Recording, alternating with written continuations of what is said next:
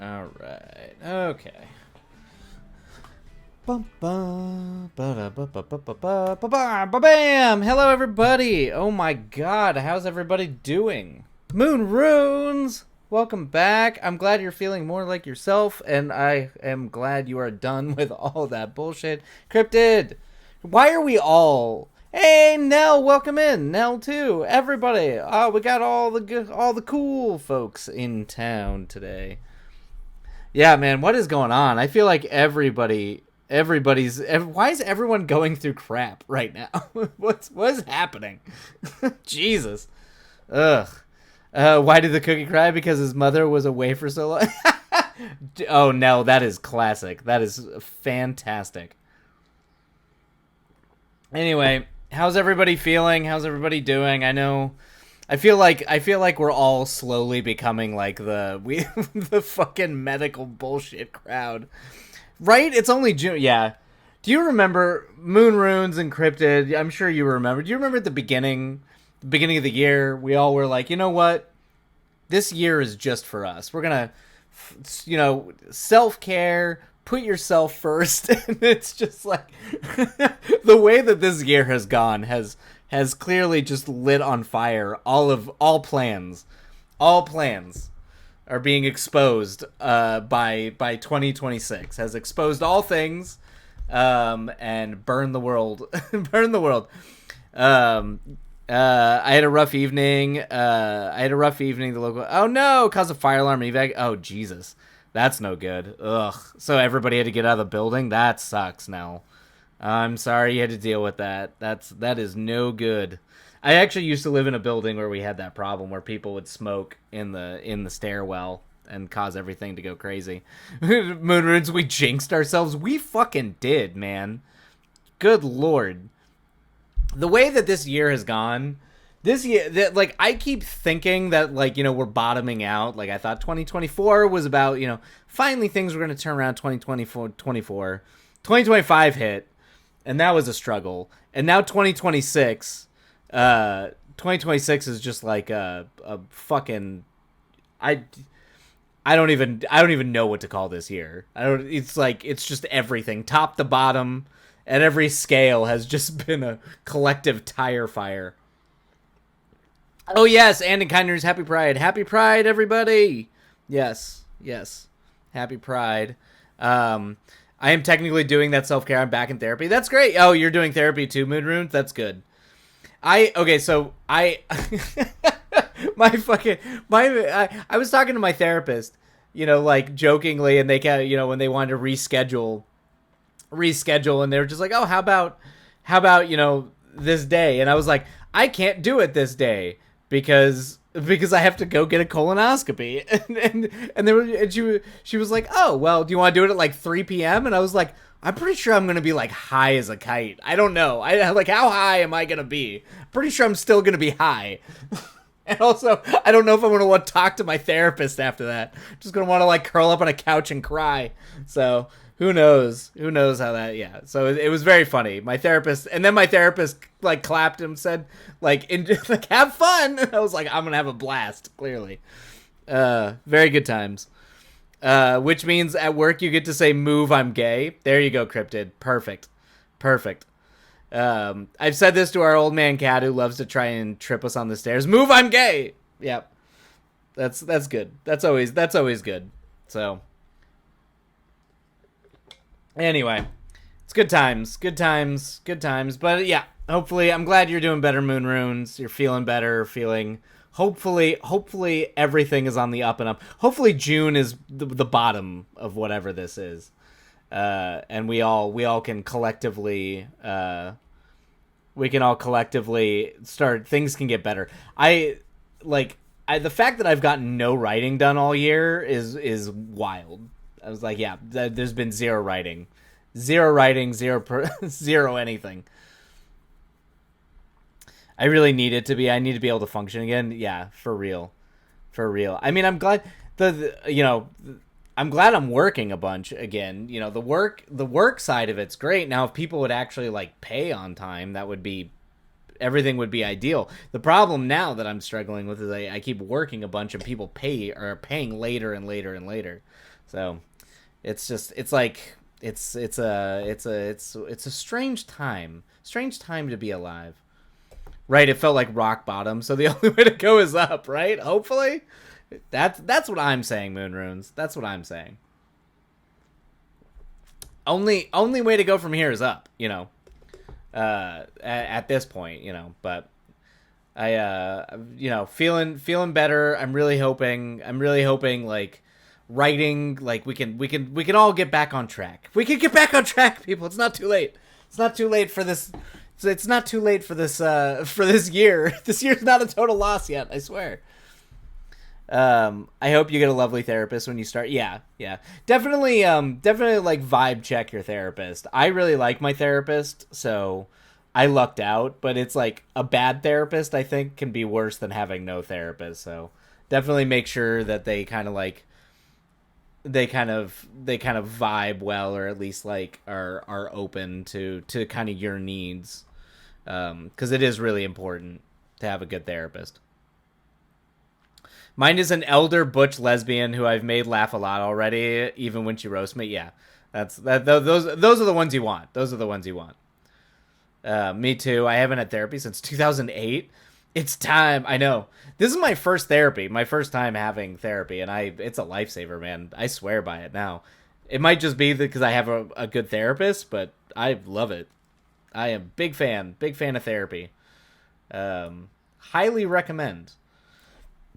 Highly recommend to everybody, but especially the people who don't think they need therapy, because you probably do. Most it's a good thing. It's good to just talk to people. It's good to talk to people about what you're feeling and why you might be, and some of the crazy shit you do, because it's always good to have someone call you on your wackiness. Oh man. Do. But other than that, other than, medical crises and everything, what else has everybody been up to? Anything fun?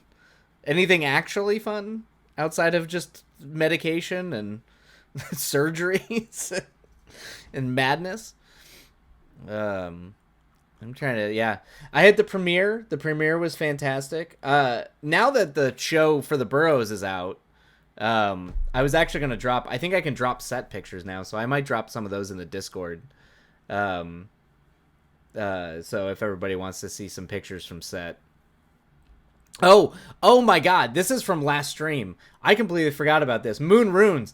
I went on like my old hard drives and I actually did find a bunch of those pictures from that old Nazi bunker up in the Santa Monica Hills that I was telling you Encrypted about way back when. So I actually found them, and I guess I took fucking video of the people doing the meat hook like Wiccan stuff. Like I have video of it.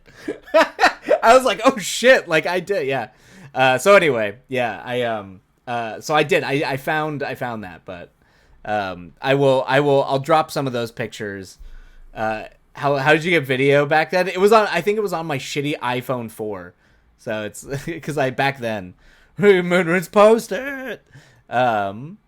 Yes, please set pictures. Did you dress up? I did. I did have to do a fancy dress up for the premiere. I might drop some pictures from the premiere in the Discord too, but it was a good time. The premiere was fantastic. It was actually like, I got back from Chicago, went to the premiere. The premiere was fantastic, and immediately got sick the next day. So the next day I got hit with whatever that cold flu that knocked me out for like 10 days was.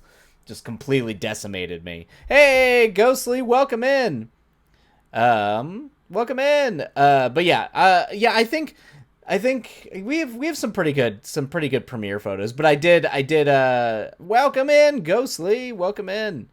But yes, Moon Runes. It made me, when I found those pictures, I set them aside, so I will post them in the Discord. You're gonna see some weird shit. I might actually make a different channel for where I post those pictures, because it's straight up people having meat hooks in their skin. So, like there's a trigger content warning. But yeah, but it's an old Nazi bunker up in the Santa Monica Hills. And it's really, like, the architecture's wild, but it's really interesting. But I'm glad I found the pictures. I am glad that they exist. Hey gang, sure has been a while since we all last here. It was a while. I can't wait. I cannot wait. Yes. I'm sorry I'm late. Oh, you haven't your dinner with one of my drills. Ghostly's got the quite the social life. Gotta do your dinners, your fancy dinners. I live for your weird shit. This is stuff we all gather around for. It is super weird shit. It's also just it's just a weird vibe. We do rubies again. Going to those fancy diners. No, your Asian spot. Very cool. Very cool. That's good that you have a good Asian spot, Ghostly. That's particularly out there. Having good Asian food is important for me. That's like a life necessity. I require it. Yeah, absolutely. But yeah, no, I'll post some pictures from the set, because a lot of people are posting pictures. A lot of people are posting pictures from the from like the behind the scenes stuff from the Burrows. So now that I can actually post that stuff, I'll post it. So, Forge Digital, who did the design for the monster, actually posted a picture on social media that was like the big reveal of when they built the full scale monster. And it turns out my buddy Robert and I were in the picture. I didn't realize that.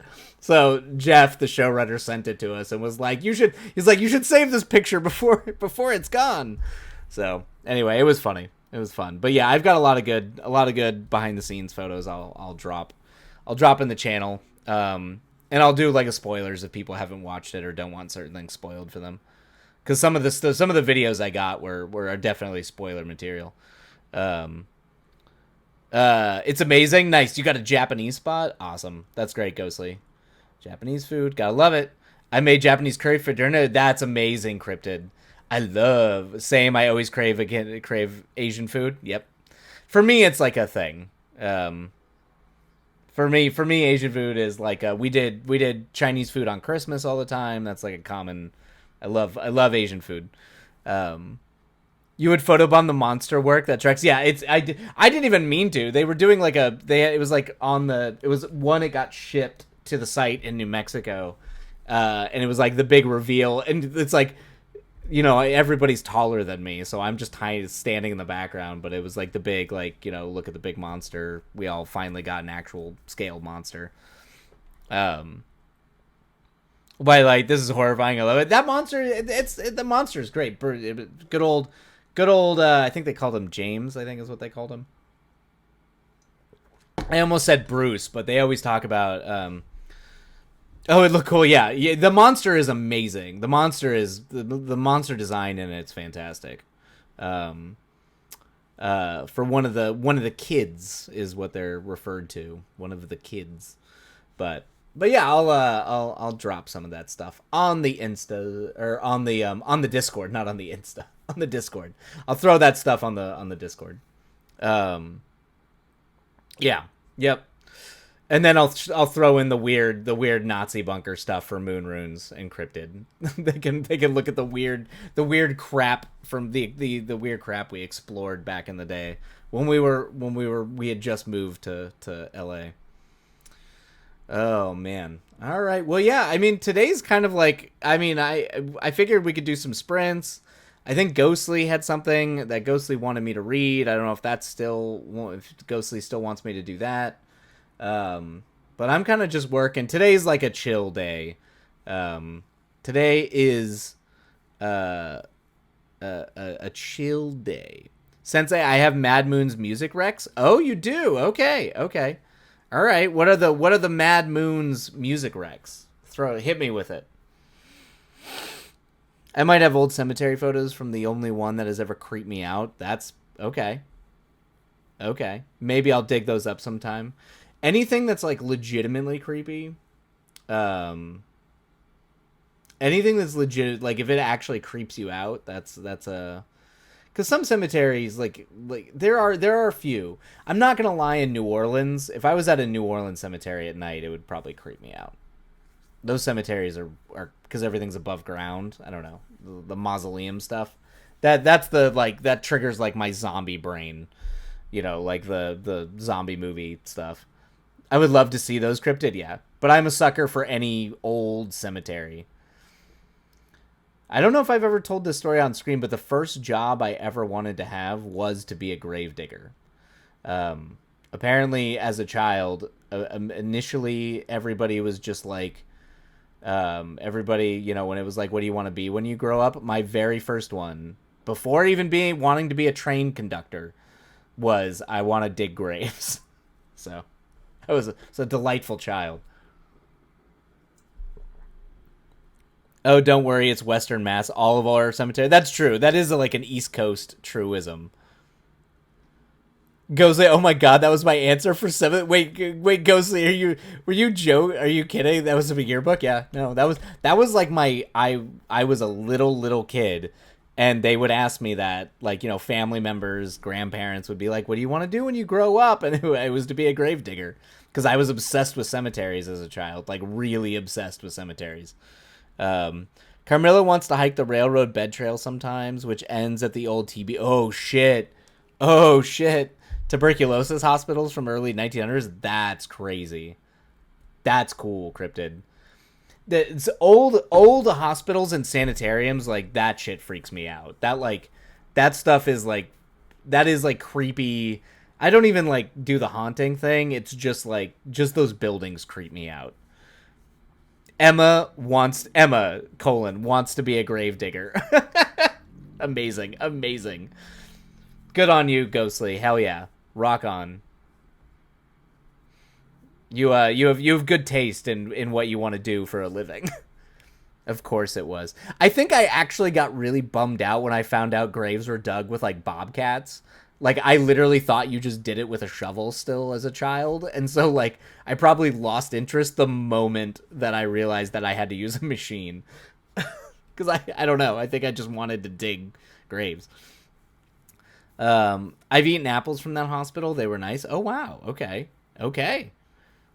That was in my yearbook. It's true, Ghostly. Anyway, the first song, yes, "The Killing Moon" by Echo and the Bunnymen. I love that song. There's a reason I don't use that song though, and it's because of a movie called Donnie Darko. But yes, that's actually why I haven't used it in the playlist, or I don't have it slated in the movie. Is because "The Killing Moon" is a big song in Donnie Darko. But that is a fantastic song, Ghostly. It would have been in the playlist, and actually probably would have been in the script if it hadn't been for Donnie Darko. But yes, big fan. Big, yeah. I like The Killing Moon, the band. The Killing Moon, the band is great. Yep. But unfortunately, when it comes to like goth, supernatural, spooky movies, Donnie Darko got the Killing Moon, and then, like, that's one of those movies that like you gotta. It's too synonymous with Donnie Darko, so like if you put it in another movie, it's just gonna remind people of Donnie Darko. Their cover of "You Ought to Know" is incredible. I don't know if I've heard that one. I do know the band, The Killing Moon, but there is a great song. It's actually in another it's another playlist for another screenplay I'm working on. At least, obviously, was working on. Haven't actually sat down to work on anything in like 6 months, but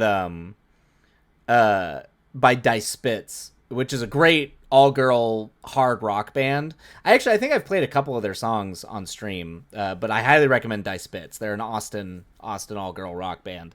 But they have a song called Selenophobia, or is Selenophilia, or like Selene, like the moon. But I highly like that song is also very good, shoegazy, kind of like The Killing Moon by the Echo and the Bunnymen.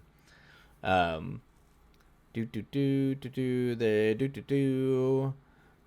will try and find them just for you. Just for you. Just for you.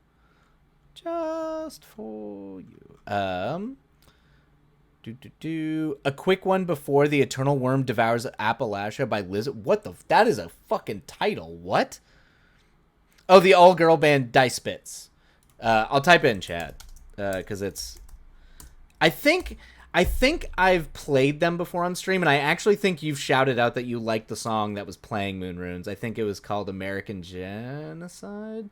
But if you like all girl like hard rock, kind of punk, but mostly hard rock, Dice Spitz is. I'm gonna try to go see them when they come to LA in August. I'm a big fan of them. They're like my new favorite like rock band, or one of my new favorite rock bands.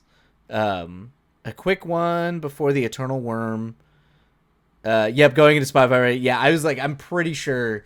I think they might be your jam, Moon Runes, for sure. But the song Selenophobia or Selenophilia, I think is like, or it's called The Strange Moon, Astrenophilia, or Selenophilia is like a main song on another movie playlist track I have, or a movie playlist. All right, let me look this, because that title is fucking crazy, Ghostly. A quick one before the eternal worm devours Appalachia. That is a title. Okay, let me see. Let's see what this is.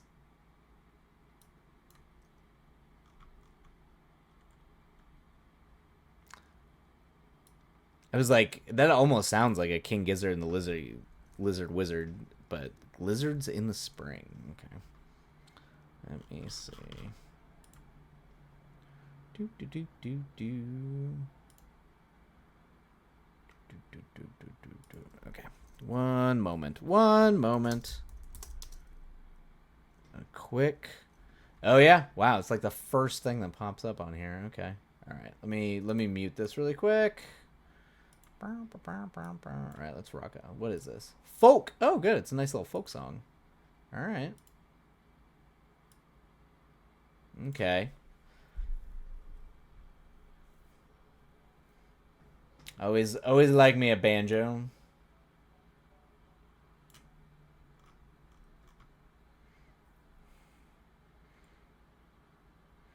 You see why I recommend it. I was like, that is a title.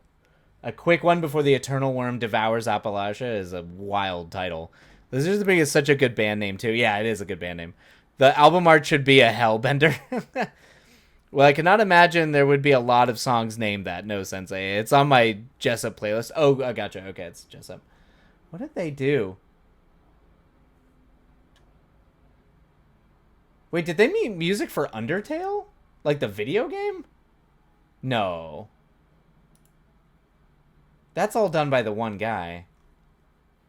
Okay. It is definitely Jessup vibes, for sure.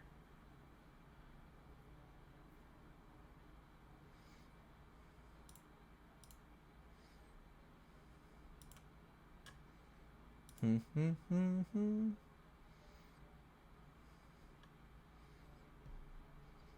are they? Who are these gents?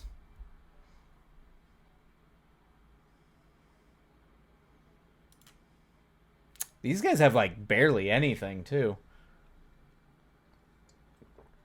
Oh, the music is nothing crazy. It's just the title. I mean, their title. They have some weird titles.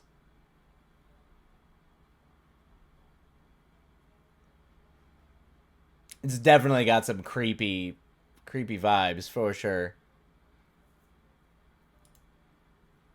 This is good. This is like.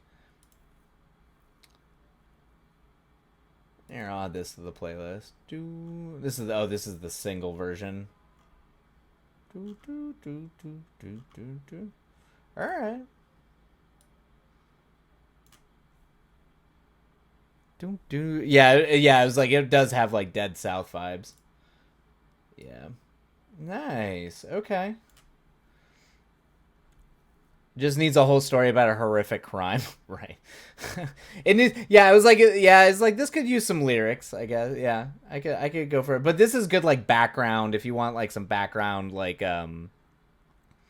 just like kind of sets the tone and the mood of the vibe. You're going, hey, Rage Quit Writer, welcome in. How you doing, man? How you doing? Oh, I like your little NASA thing. That's cool. Oh, for Artemis, that's very cool. Very cool.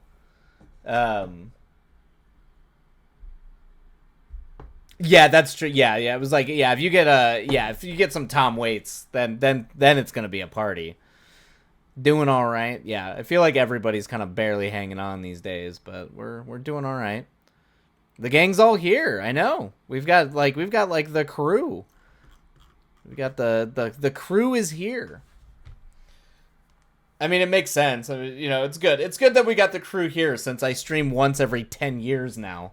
So I appreciate everyone being able to make time to finally hang out once every time every time there's an eclipse and I stream. Yeah, hello. We missed you. I know. I always miss hanging out with you all. So I understand that I had to take a long break from things. It's kind of, we're in that window. We're gonna see where things go. Like how often streams happen. Streams might go from like once a week to, it's just, the problem is like it's just not letting up. Like the way that things have gone the first half of the year, and it sounds like everybody's kind of going through it, but it has been rough. It has been rough, and there's things I'm trying to like get off the ground while I'm doing all this stuff, so it is brutal. Yeah, it's okay if you need it once a week. I think that might be at least until there's some predictability. It might just be easier to do that and try to, the problem is like work has been like sporadic, which is good, but like constant. And then on top of that, there's just been a lot of other things going on that like it is a constant. It is a constant thing. I can do sprints in the meantime. Yeah, it might just be a chill kind of like once a week until the world deems that I have the time and I'm not just getting like, buried by everything. We should start a compound in the middle of nowhere. You have no idea, Ghostly, how often friends of mine who live out here, we all talk about going and like living on like an anarcho-commie compound out in like Portland, like out on the outskirts of Portland, where all the commie anarcho-communes are. So that's I'm not going near Waco. I'm going nowhere near Waco. Hell no, not Waco. Of all the places, I'm not doing Waco. So you do not start compounds in Waco. Bad things happen. Maybe a stream on this hell site if my sleep can resume normal. Yeah, that's the other thing too. There is no normal anymore, everybody. We all just live in a perpetual state of who knows. I used to drive through Waco, always a little weird. Yeah, I would say it would definitely weird me out because Waco's not big. What about sunny California? Compounds there have never gone right. No, that's why you don't do it in California. You never do it in California. California and Texas are places you do not build compounds with. You do not build compounds that have a propensity for cult behavior. To be fair, it's also happened in Portland too. There's a lot of weird cult shit up in Portland too. To be fair. All right, fine, Idaho. The Idaho, yeah. You need 97 permits in California and a dozen bribes. It's like, yeah, it's just you just don't want to do it in California anymore, man. It's not the same vibe. It's not the same. You don't have the same sort of acid trip, pseudo weird violent behavior that comes from like the Manson family. It's a very different vibe now. I don't have a compound, but I do have a decent-sized yard. Hell yeah, Cryptid. Hell yeah. We'll find somewhere. We'll find somewhere to start the weird cult compound, and hope the ATF doesn't start investigating everybody. Although they as bad as the ATF was, they had a lot of guns. Ghostly has 1 week of work. Oh, really, Ghostly? So you end, and I don't know how to feel about this upcoming unemployment. Oh man, wait, you're gonna be moving though, right? I'm assuming you're moving right after the week of work. I would assume you're that should be, yeah. I was like, you'll do fine. Yeah, you'll be fine then. Yeah, you'll be fine. I mean, I get it. It's spooky. You've been at that job for a while, so it's a little later in the month. So you're ending work a little bit early. Yep. That's also true. You're going to have plenty of time to do wacky stuff. Yep. Your job will be chaos. Exactly. Once you're no longer working for chaos, you can do your own chaos. You can do your own form of chaos. And I'm sure you'll find something when you move. So I'm sure you'll be fine. That's what the Airbnb is for. I will make so much weird shit. Hell yeah. Absolutely. Speaking of weird shit. Yeah, Ghostly. What do you want me to read? What's the thing you want me to read? And also, what music do you want? Is there a playlist? Is there music? What's the vibe? Being unemployed is nice, at least for a time. Yeah, that's true. I don't know. I've never been fully employed. I've always been a freelancer, so I feel like I've always both been simultaneously unemployed and overworked. It's a strange dichotomy living the freelance life. Mystique. Mystery music? Just general mystery music?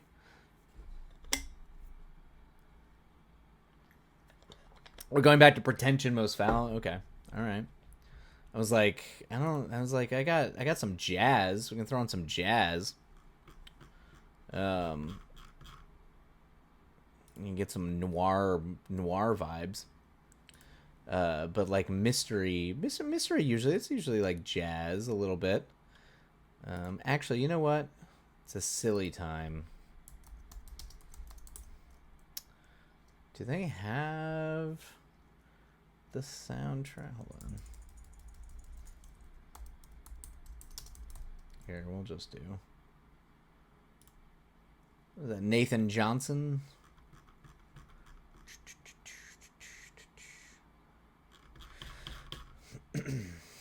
Let me see.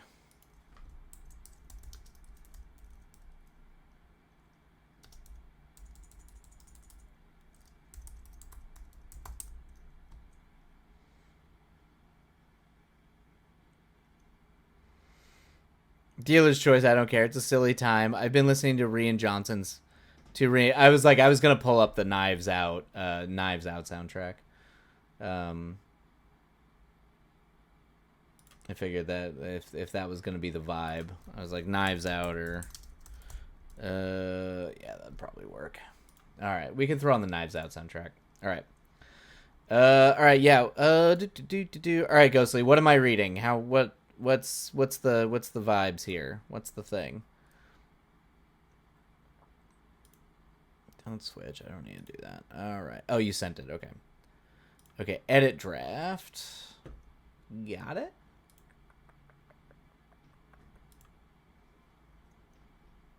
All right. One moment, please. One moment, please. Ooh. Holy cow, this thing is 80 pages? I didn't realize it was that long. It's that long? Wow. I don't remember the original being that long. Oh, nice. All right. Here's my money. MP, yes, thank you. She's been revised. Yeah, I was like, you've got it. Okay. All right, what do we got here? Let's see, what can we get through? That's appetizer, chapter 1. All right, are we good with appetizer and however far we can get through on chapter 1, Ghostly? I don't know how much time we'll have, but we're gonna do our best. But are you good with that? I've been trying to get novella length. I mean, you should be close. I would imagine you're close to that. Novella's under 50,000, isn't it? Under 50,000 words? I don't know. Cryptid would know. Cryptid knows that stuff. All right. All right. We are going to do it.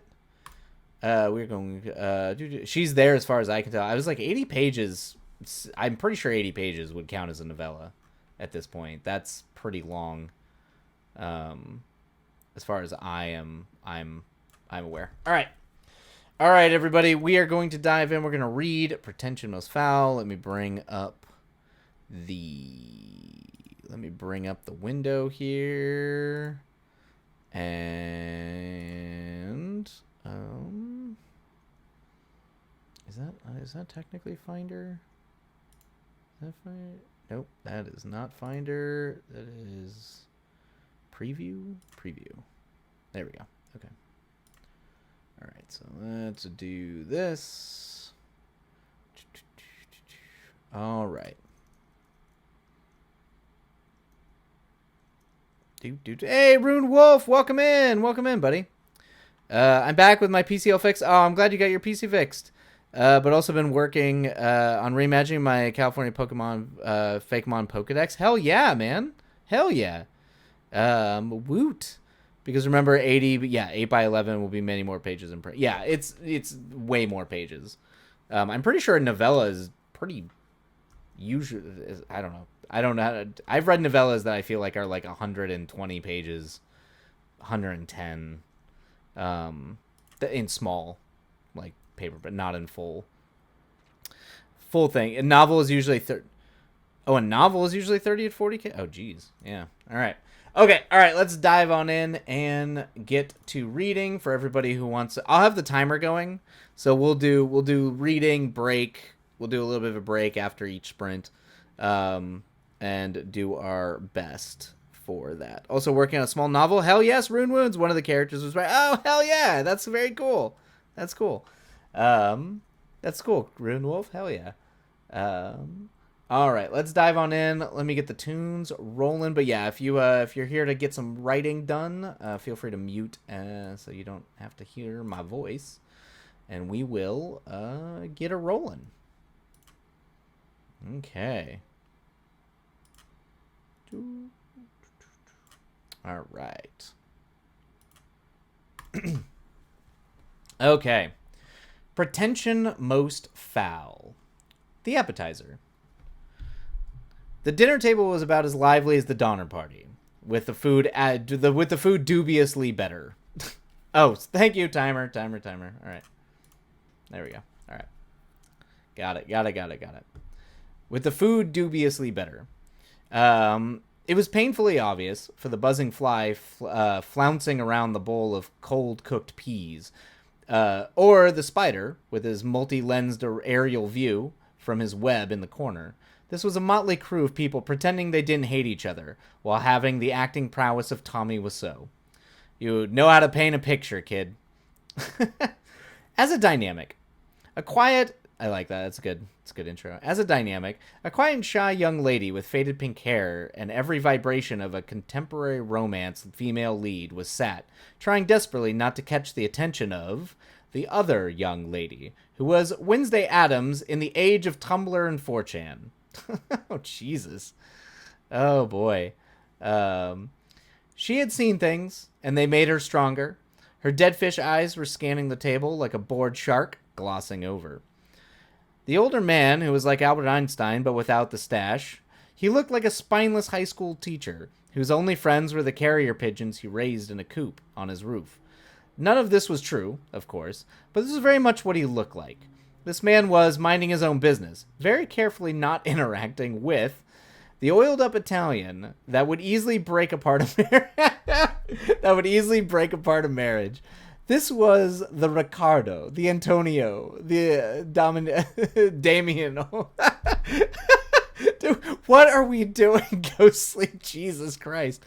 This was the Riccardo, the Antonio, the Damiano. He was the cover of your mother's erotic romance book called Unchained Desire in Venezia. He knew this about himself, and he had no shame. He was too busy looking at the blonde bombshell that had been set out for too long. That's a line. I love that line. She wasn't old by any means, but her life had clearly put her past her best by date in commercial in commercial standards. But she was Barbie ignoring her midlife crisis. And still attempting to look the part of that California girl prime. Her goods on full display in attempts to gain the attention of the human embodiment of Earl Grey tea. Oh yes, good old, I know who this is. This is a man who wore pince-nez unironically. He was unsullied hubris in unapologetic human form. He did not know this, but he would never know this. The little glasses at the end of his nose didn't improve his sight enough for him to see his own ass. Oh, that's good. The snark is unreal, kid. I also enjoy this tracking shot down the line of all these people. So it's very, very, very Knives Out. You can visually see it. But as far as asses go, they all were in their own special ways. This was the last night they had to stand each other, but with the tension more palpable than Quentin Tarantino faced with a woman's feet. They couldn't help themselves. It was the homely older man that broke the pins and needles silence. "Where's Max?" he asked under a ceased brow as he looked past the table and to the door at the end of the dining room. Earl Grey. Oh my God, we're just calling them by their nicknames. Oh, I love it. Earl Grey didn't look up as he swirled his glass of wine. He said he needed to finish something he'd been working on since we got here. He then indulged to me that he has been awake for over 48 hours. Apparently, he's had enough caffeine today, alone to kill 3 5'8" men. He took a sip. I then asked him his height, and he said 5'7". I checked on him a while later, half expecting him to be dead, or at least in a coma, but nope. He was sitting at his desk typing like nothing else ever existed. I say all this to say I don't think Maximilian will be joining us tonight. He finished as he pushed his plate forward. Ugh, this man, it's insufferable. Do you think one of us should go check on him now? Asked little Miss Hallmark, a concern growing in her voice. She looked up from her mostly untouched plate to beseech Earl Grey at the head of the table.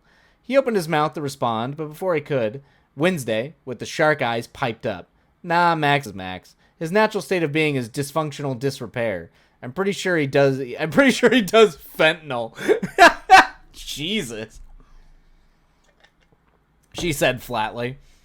He opened his mouth to respond, but before he could, Wednesday with the shark eyes piped up. Oh, wait, no, sorry, I just reread that line. Ever empathetic, aren't we, Joanna? Mr. Token Love Interest Man asked with a smile, his attention jumping back and forth between her and the blonde bombshell. I took some inspiration. I bet you're good. You're good, kid. You're fine. It's very funny. It's very funny. I'm surprised you even heard me, Rodney, Joanna astutely pointed out, turning her half-closed eyes to him. His playful smile bittered to a frown, one of his thick eyebrows arching with curiosity. What do you mean? He only half-asked. Johanna, yeah, token love interest, but yeah, right, Moonrunes? His playful, Joanna didn't change her expression. Considering you've been in a staring contest with Carrie's tits since you walked in, I was not anticipating you to be cued into conversation. She spoke simply and without malice, like what she was saying was merely fact and nothing more. The others around the table exchanged glances. Hallmark Girl looked like a child, sensing parents were about to get into it. Barbie covered her face as she turned her attention away from the others, red already painting her features. Earl Grey was unfazed. He merely sat back and observed the near perfect neutrality. Rodney whipped his head to look at Joanna. His frown deepened. Putania di Malie. I probably butchered that. Translation, pig whore, he spat. Jesus Christ. Oh, the Italians. The table went silent, all the non-Italian speakers unsure what to do with that. Joanna's dull stare into him was unchanging. Dull stare was pretty unchanging. Earl Grey raised an eyebrow. I don't think she is the one trying to make bacon here, Rod. He gave a knowing glance over his glasses. Earl Grey man was unbothered by all the problems of the world in his demeanor. There was no such thing as climate change. The children never starved, while on the other hand, Rod had both been drinking and was Italian, so a drop of blood in the water was more than enough to send him over. That is, it's the most British. That is the most British description ever. It's literally how you could describe them running their entire fucking empire. That's funny. Rod stood, his chair clattering to the floor. So now Jonathan decides to share that he knows Italian. Rod snapped, the red on his face unclear between embarrassment, anger, or both. You never asked, Jonathan simply put, taking a sip of his wine. What a cat. What a catty bitch. Rod strangled his fork in his hand with white knuckles. His pearly white teeth grinded against each other as he thought of a response. He did not get such pleasure. You speak Italian? Barbie, legally known as Carrie, asked. She leaned closer to Jonathan, looking to him with the unoriginal would describe as bedroom eyes, but more fitting, I think would be lust desperate gaze. Jonathan continued to avoid looking in her general direction. Very little, he acknowledged, though I believe I have let this little charade go on long enough. Terribly sorry, but I'm not in the least bit interested, Miss Roman. He glanced over to her, holding his glass to his lips. Thank you, though. He took a drink and turned back away from her like nothing had hardly happened. The whole table went quiet at that. Gee. Carrie frowned, her cheeks growing the same color as her dress. It seemed much like Rod. She scrambled the egg on her face with rage. You pretentious prick, she spat. I should have known you'd be a waste of effort. Hindsight is 20/20. The older man nodded, thinking aloud. Carrie turned her fuming gaze to him, who, by the look on his face as their eyes met, realized his mistake instantly. Henry, the last date you went on was before the creation of the microwave. You should stay out of it. Sick burn. Henry sunk back into his shoulders, his lips clasped tight together. Hallmark piped up in defense of the whipped old man. Now, I don't think there is any reason to snap at Henry like that. His intentions were clearly pure. Carrie's gaze snapped to her with more rage than before. Oh, really, Bee? She hissed as she stood, pushing her chair back. You also want in on this? It was now Bee's turn to be colored pink. She looked away. The ballroom of confidence popped. You saying sick burn makes me think that was the worst line I ever wrote. Well, it was a sick burn, kid. It was a sick burn.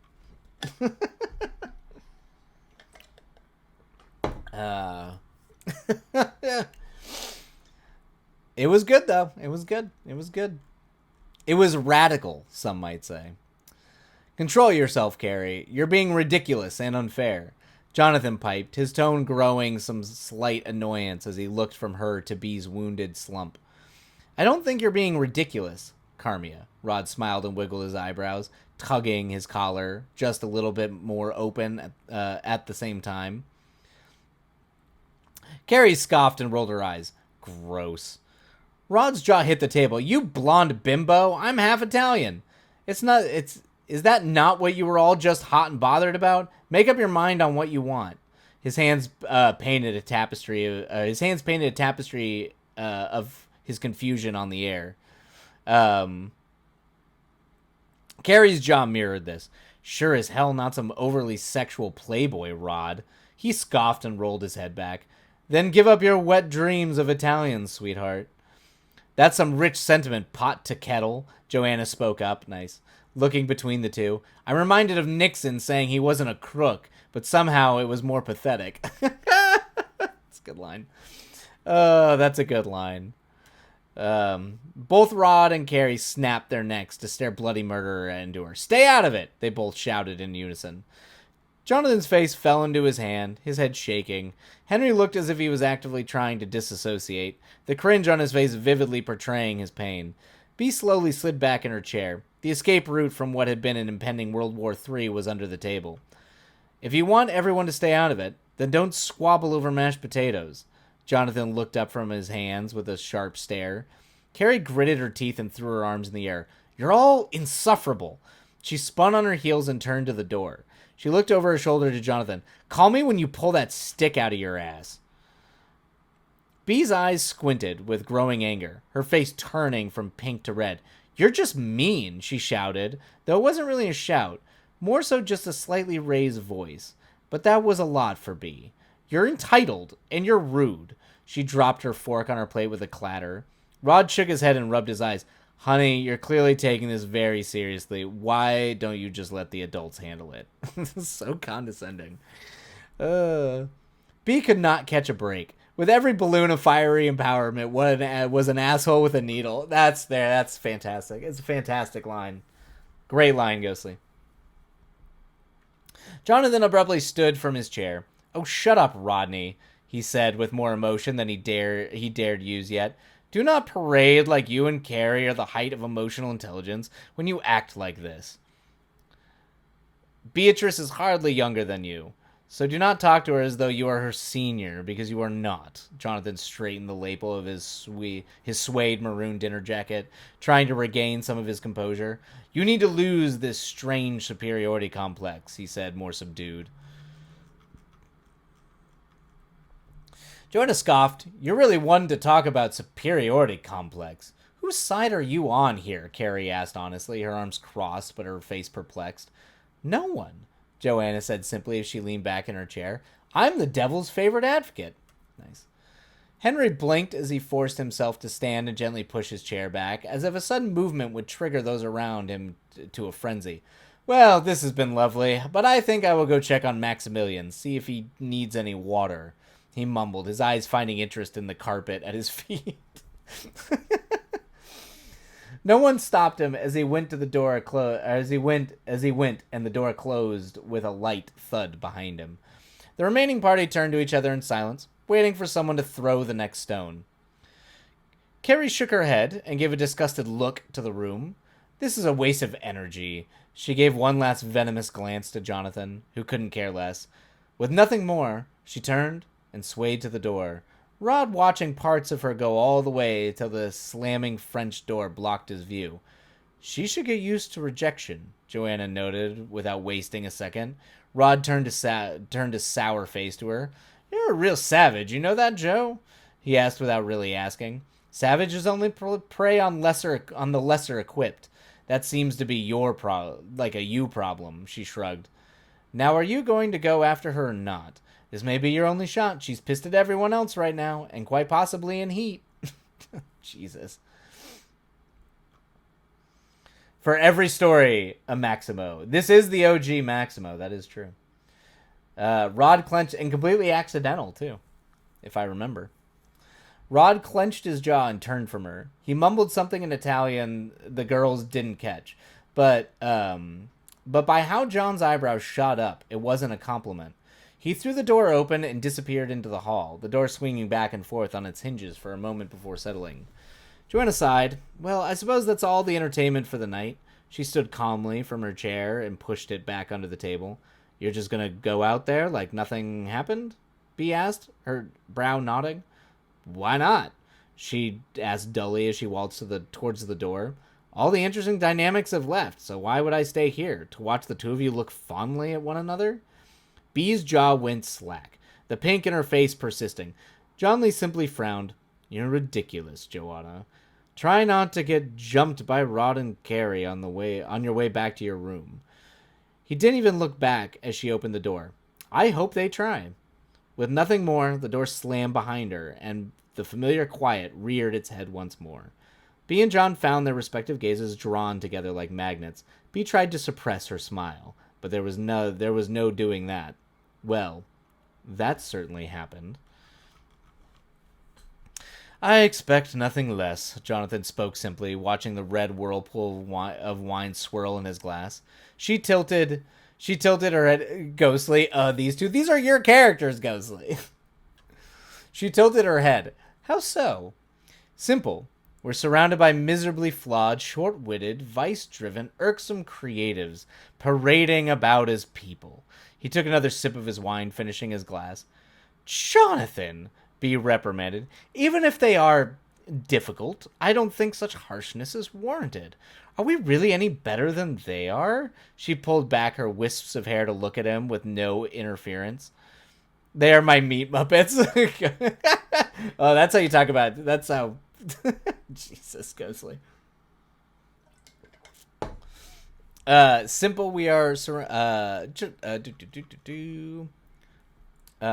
Yes, he said as though he was obvious. I disagree. She stood from her chair, leaning on the back of it. We are people. We are worth the same. Jonathan sighed and nodded in slight relent, joining her to stand. Yes, I concede that one human being to another on the scale of life is even, but I am of the opinion that there are certainly some that are better than others. Yeah, I was like, Moonroots, when is the Ghostly writing masterclass? I know this.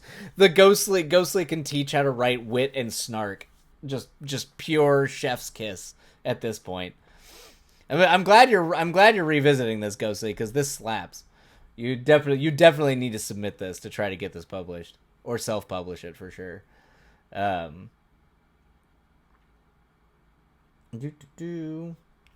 am I? Oh yeah, okay. Her brow furrowed thoughtfully. Why do you think that?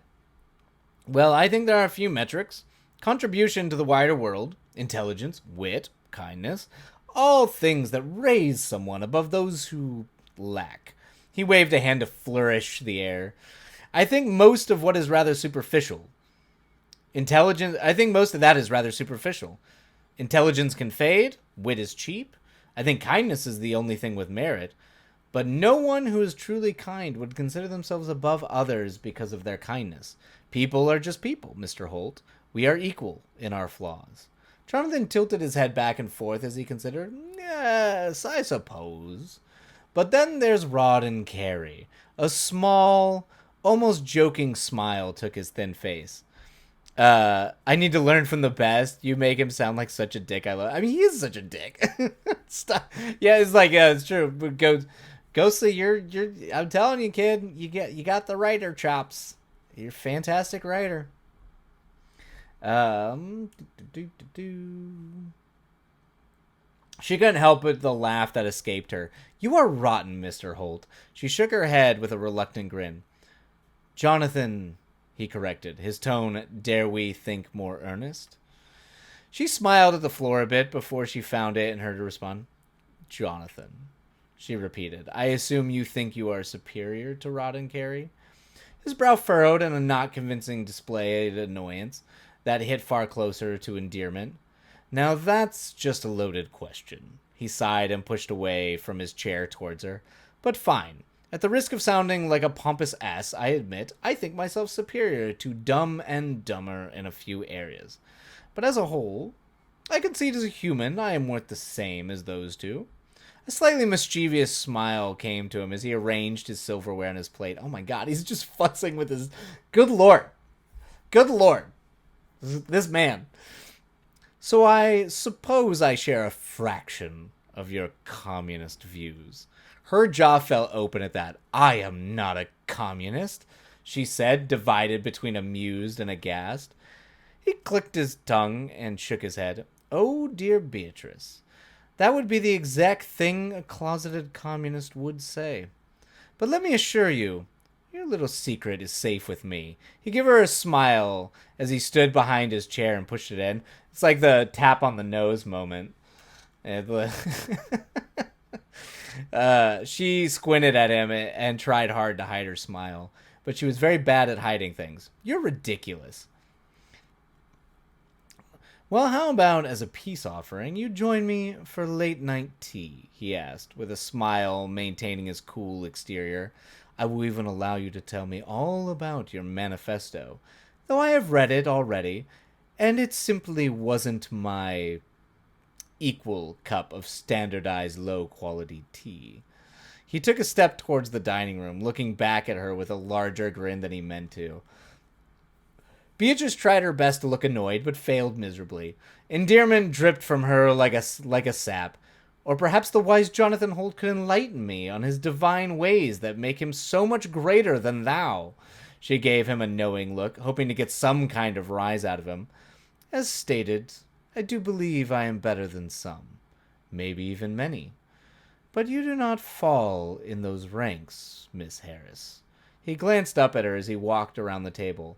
In a few interactions I've had individually with you, you've shown to be nothing less of brilliant. You possess a well-oiled mind in a world of rusted brains. Her smile fell at the edges as it deepened, the compliment striking a dusted chord within her. Well, thank you, Mr. Holt. That means quite a lot coming from someone of your prowess, she said thoughtfully as she watched him approach. He raised an eyebrow. And here I thought prestige didn't matter to you. He questioned, his smile still on his face. smug asshole. Jesus Christ. She frowned and she realized the hole she dug. It doesn't mean as much, but I will not lie to you. I do still hold human... Oh, wait, did I skip a... Oh, wait, no, okay. She frowned as she realized the hole she dug. It doesn't mean as much, but I will not lie to you. I do still hold human biases, she admitted with a slight blush. He smiled. The duality of man, Miss Harris. He spoke with a smile as he offered her his hand. It keeps life both entertaining and frustrating. Entertaining? She questioned as she took his arm. Humanity finds struggle entertaining. You know, the push and pull, the strenuous tension. Everything is curious how much one can take. Often it is less than what they would guess. He led her towards the swinging double doors to the kitchen. I think you may just be a masochist, Bea pointed out. I do not find my own contradictions very entertaining. Jonathan smiled, holding in a laugh. I'm a creative, dear Beatrice. Masochism is second nature. He paused for a moment as he thought. And when it comes to the split nature of man, I have found that it is enjoyed more so when observed in others. Think about any great story. I guarantee there is conflict, and some of the most compelling conflict is when it's against the self. He held the kitchen door open for B, which she paused just before she entered. So, you say we are our own worst enemy? She summed, an eyebrow raised. In my experiences, in many ways, yes. He looked down at her as he held the door open with one hand, the darkness of the kitchen framing them. I think that might be very true for this group, Beatrice managed a somewhat endeared smile. I'm glad Klaus comes back tomorrow, and we'll all go our separate ways. Although, I don't think I could get much worse dinner that, it could get much worse than dinner was. She laughed a little as she shook her head, before turning and crossing into the darkness of the kitchen. Now don't say that, Beatrice, John called to her as he walked in after her, the door closing behind them. Things can always get much worse. Oh, Jonathan, truer words have never been spoken. Just you wait. Ghostly, you are like dripping, Jonathan, with just how good lord. Yeah, Ghostly, the guy will not shut up. Jesus Christ. Ugh. Like, I could actually feel myself just being like, he's got to stop talking. Like, it's killing me. He's literally, it's becoming like nails on a chalkboard. So but it's like, I will say it does not overstay its welcome though. It is entertaining and delightful, and does ask the important question of why these people who clearly all hate each other are together. So you set up your question. Perfect. No, I mean, they're insufferable. Like, but they're written, I'm hoping you're intending to write them as insufferable as possible, because they are definitely insufferable. But no, I think, yeah, I mean, it's not that long. It's not, I don't think it overstays. Particularly when we get to them together. They're my little bastards. Like, yeah, I think it's probably, I mean, maybe you could trim some of, like, but I kind of like him, like, waxing his weird life philosophy, so I wouldn't want to cut any of that, which is probably the most, like, fluffy of what's in here. So, I don't know, I'd probably just keep it, but I don't think it overstays its welcome. It's, like, just the right amount of, like, insufferable bastards. But it is definitely, like, the monologuing, yeah. But yeah, anyway, so good. All right, let's move on. Chapter 1. Honestly, I take it as a great sign when a writer believes they have, a great sign as a writer believes they have no control over their own character. True sign of bringing them up. Yeah, I agree with you, Rage Quit Writer. And that's a really good thing to have happen. I've only had that happen a few times with characters where they do just sort of like, they suddenly start doing their own thing. And those are the best characters. I think that's when you're really channeling what you want to say and how the story works. So that's when you have your best characters. So fully agreed. Chapter 1. A Scream in the Night. Oh boy, now we're going into fable story time. Interesting. Okay. 'Twas the night before Monday, when all through the manor home something was prowling, about unknown. These fuckers do whatever they want, and I just have to sit here and yell at them, which is why we have a narrator. Yeah, it's true. Yeah, that's true. That's true. It would be funny if you did have a narration point where it's just like, and for the love, Jonathan would not stop monologuing. Because then, if anything, that lets the reader know that, you know, the narrator's on board with it being... the narrator's on board. It's like, oh my god, he won't stop. Like, particularly when Jonathan starts talking about communism, it might be worth it to have it just like... And in which he wouldn't stop. The narration would not cease. And continues to ring in your dear narrator's ears, kind of shit. Anyway. 'Twas the night before Monday, when all through the manor home something was prowling, about unknown. Bags were packed by door with care, in hopes that they would all soon leave there. The pricks were nestled all snug in their beds, while dreams of ditching those losers danced in their heads. and with no idea of what was about to transpire, as blissfully unaware as the deaf to acquire. They slept on as death found its crier. We will see this become their main theme, for unceremoniously at 1:23 all the house was awoken by a blood-curdling scream. Great work, Ghostly. That's fantastic. Fantastic. Great work. Thunder covers the latter end of the breath, enough to make someone question if they heard anything at all. Through the tunnel, there was only darkness to be found, until the door creaked, then another, and another, and another. The black was perpetuated by dim slivers of light that crawled across the carpet as 4 of the doors at the end of the hall were opened one after the other. Jonathan, Bea, Henry, and Joanna exchanged looks of question with varying degrees of concern from the respective bedroom doorways. Oh my god, that's break time. I guess I probably should have set the break for when we actually talked about the chapter, but it's fine. Anyway, we might just read through because I do have a hard out a little bit after 6, so I want to try to get as far as we can through this. Thank you. I am Ghostly. Did you just call yourself Dickens? You have fulfilled our great expectations. Oh, that was good. That is good. You would have to be a lot wordier, Ghostly, if you wanted to be Dickens. You'd be having to write. You'd be having to be paid by the word. PA Mike, he's got a hard out, folks. Cryptid always got to bring up the AD call. We got a hard out today. But yeah, no, we'll just read through the thing. But I'm ADHD Dickens. There you go. Yeah. Dickens, easily bored Dickens. Where was I? Oh, there we go. Okay. Bea was in a matching pink pajama set. The bags under her eyes were made all the heavier with the concern that drew in her face and perturbed her eyes. She opened her mouth to speak as she met Jonathan's gaze, but she was beaten to the question. Did you... Henry began, his shaking hands fumbling with the tie of his robes. He was paler than usual, which meant he was bordering wafer paper. He was bordering wafer paper at this point.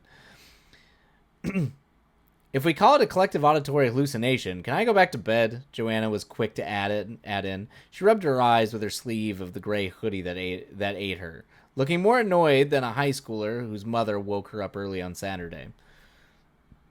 Curb the comments, Joe. Jonathan stepped out of the doorway and into the hall, his eyes already scanning the dark of the stretching hallway and the unknown beyond, like a bloodhound given a scent. The scream was female, so unless one of you girls has truly horrid night terrors you failed to mention until this point, I would assume that means Carrie. His face was set with a cold but quizzical resolve. The worst thing that could ever befall him was boredom, and what was this but a kernel of something? He straightened the wide lapel of his purple nightrobe as he went about down the hallway towards Carrie's room. The remaining 3 stood there in a did he really just disbelief silence. If that man pulls out a magnifying glass, I am walking out of this damn house, Joanna droned lowly, her shark eyes following him down the hall, sharper now from the ire of being awoken. Okay. Bea ran her hands down the legs of her pajama pants to clean them from the nervous calm condensation. She took a hesitant step out of the door to be closer to Joanna and Henry across the hall. Just so we're all on the same page, you heard a scream, like a horrified cry of bloody murder. She was a prime example of denial. Not the river in Egypt, the state of denying. I gotcha. The state of denying. Just to be clear for the people in the back. No, we're standing out here for the plot. Joanna had never met inflection. Her eyes followed Jonathan, who disappeared into Carrie's room without knocking. Yes, Henry nodded, his head swiveling in a cowardly owl-type glance down the hallway. I was hoping I dreamed it. It can't be Carrie, right? It was most certainly Carrie. Jonathan emerged just as quickly as he entered the room, carrying himself along graceful strides back to the party. She's not in here. She's not in her room, and there shouldn't be any other women in the premises. Bee's eyes grew to the size of moon pies, her hand clasping over her mouth to muffle a scream of her own. Only a quivering, "Oh my God," escaped. What could have happened? Henry leaned against the wall for support, his legs properly gelatinized. Jonathan sighed and wiped his brow with the back of his hand, adjusting his swoops of hair that curls at his temples, which remained annoyingly pristine for just rolling out of bed. I do not know, but we will find out soon. Before we go looking for her, we need everyone accounted for, and that means Rod and Maximilian. Jonathan stood, his back to the darkness of the hallway as he faced his peers. His face was a calm outer shell to the whirring mechanisms spinning to life in his brain. He crossed his arms behind his back before surveying those around him, as though they were his soldiers, and weighing their individual worth to him. I suggest we split up into pairs of two, and one group go to Maximilian's room while the others go to Rod's, for the sake of efficiency. And if someone isn't where they're supposed to be, it would be foolish of us not to give them more time to get back. We all then reconvene in the parlor off the open library. Spit out what you're trying to imply. Joanna's eyes never went past half-mast, her tone never changing an octave. Jonathan's eyes mirrored her squint at the challenge, but he kept his expression cool. I'm saying it would be wise to see who's not in their room before we go hunt for Carrie's mangled and possibly defiled corpse. Though I doubt that would be anyone's motive in regards to her. He didn't take his eyes off Joanna as he explained with a flourish of the wrist, though he acted like it irked him. His hubris could be seen from Mars. There you go, that's great, Ghostly. His hubris could be seen from Mars. Bee's eyes grew to the size of Rod's ego, a hand coming back up to clasp over her mouth while other practically clutched her non-existent pearls. Henry seemed as though he was unable to decide between vomiting or kneeling over at the very idea. The wall became a third leg against his back. He looked more ghoul than man if judging by his color, or lack thereof, as it pooled out of him at his feet. Bit of a hasty conclusion there, but I guess we're all allowed to have hopes and dreams. Joanna stepped out of her doorway, the door closing behind her, even though she did not touch it. It was her superpower. And I take it you have an idea what these teams should look like and where they go? Jonathan straightened his sleeves, the picture of cool nonchalance as he answered, Yes. I deduced it would be best for myself to go with Beatrice, to shield her, if need be, and for you to go with Henry, to protect him, dare the need arise. Which room who goes to is trivial. But we now waste precious moments talking instead of doing. So, shall we? He raised an eyebrow as his eyes met hers. Or do you have reservations, Miss Spears? No, this isn't Olive Garden in a white upper-middle-class area. I don't have reservations, Mr. Holt. But I do want to know who died and made you captain. Jonathan sighed and put a hand on his hip. Well, we don't exactly know who's died yet. Ergo, why I took the helm. So, if there are any issues or objections, I highly implore we move with an enlightened and motivated pace. Myself and Beatrice will see to Rod, if you two will see to Maximilian. Joanna rolled her eyes and grabbed Henry by the arm, pulling him off the wall. Whatever, Captain Crunch. Don't let us down. Don't let us drown. Her dull stare found a continued purchase on Jonathan. He smiled ever so thinly, pleased at the agreement. He tipped his head to her. Aye, aye.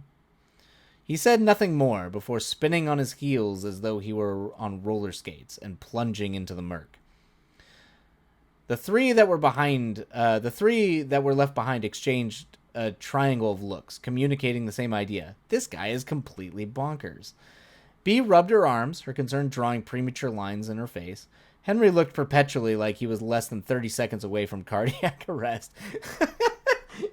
just sweating, almost dying. While Joanna looked like Jonathan had just woken her from a good dream and insisted she go on a hike. How is he so calm? Bea managed in a shaky hush, watching his silhouette darken down the hall. He's a freak. That much has been made obvious. Joanna made no attempt to lower her voice, her lighten her tone, almost daring John to hear her. This is madness, Henry stammered, his eyes distant through the cracks in his fingers that masked his face. The night has just begun, Henry. I fear much worse awaiting us before the sun rises, Jonathan called from the shadows. Sounds like a threat, Joanna said casually. More of a prediction. Jonathan flipped the switch at the end of the hall, banishing the shadows by the warm gold light of the electric sconces on the walls. Are you coming, or am I to venture into the unknown on my lonesome? He raised an eyebrow. Bee swallowed her hesitation and put one foot in front of the other. Her hands nervously picked at the beads in their bracelet, but she did not let herself falter. Joanna sighed and rolled her eyes as she watched Bee scurry down the hall. Fine, but after we find Carrie's corpse, I'm going back to bed. She grabbed Henry by the arm and proceeded to drag the poor man, who in body was trying to play light as a feather, stiff as a board. Oh, that's funny. That's good. That's good. You nailed the pacing. Yeah, the pacing's good here. The beginning, I mean, starting with the scream, having everybody, it's a perfect setup. So the pacing is it's brisk and fantastic, Ghostly. So, do the kids still play that? Oh yeah. Stiff as a feather, or light as a feather, stiff as a board. Some things never change. Okay. Oh, there we go. All right. Okay. All right. We're gonna start the timer. And let's see here. Where are we at? We're on page 12. How long is chapter 1? 20. Okay. All right. We might be able to get through chapter 1. We shall see. Okay. All right. If the kids are still doing witchcraft, we'll be all right. That's the one saving grace of the apocalypse we live in, is the kids are still doing witchcraft. All right. The manor was far bigger on the inside than one would guess by looking at it from the outside. Now, do not get me wrong. Looking at it head on was a structure that was not to be trifled with, an opulent Victorian-inspired woodland manor nestled in the rich mountains of Vermont. But it still yet failed to properly convey the interior magnitude. This is all to express the length of time it took to get Rod's room. The time it took to get to Rod's room was more noteworthy than a mere gallivant down the hall. Nice. You're doing a really good job adding your voice to the narrator, Ghostly. It's good. It's definitely very, very good story time narrator. But with their own kind of commentary on things. And only coming in when necessary. Rod had been shoved off in the lesser used wing of the estate, as he was a prolific smoker, and dear darling Klaus was simply too kind. Maximilian, on the other hand, was separated because of his, peculiar tendencies. Such as muttering loudly to himself as he paced about his room, an over-the-counter drug high in frenzy. Klaus, though, is best he have his own space. Bee and Jonathan had made it down the stairs and to the mouth of the west wing, where Rod was banished with little issue. Bee clung to Jonathan's arm as though he was her lifeline, and he held her like a stoic knight of yore. It wasn't until they were padding in the safe light of the hallway to Rod's room that Bee found her voice. "John, what do you think is going on?" She looked over her shoulder back in the direction of the rest of the house. Jonathan kept his attention fixed forward. "I don't know yet, but I intend to find out." Bee swallowed, her lips a thin line. She did not confess that she very much didn't want to find out. It wasn't long before they stopped in front of a wooden door near identical to all theirs. How Jonathan knew exactly which room was Rod's was a mystery, or how Jonathan knew which room was Rod's was a mystery to Bee. One she did not question. Jonathan rapped on the door with his knuckles 3 times before he took a step back. His gaze was cool yet sharp as he waited and listened. One would never have guessed he has just been awoken. Very faintly through the door, the pair picked up a muffled Italian curses followed by some shuffling, and finally, the door being rather aggressively pulled open. Rod only cracked the door enough to fill it. But that was more than enough. He was shirtless, what some would call a glorious Italian rug of chest hair on full display.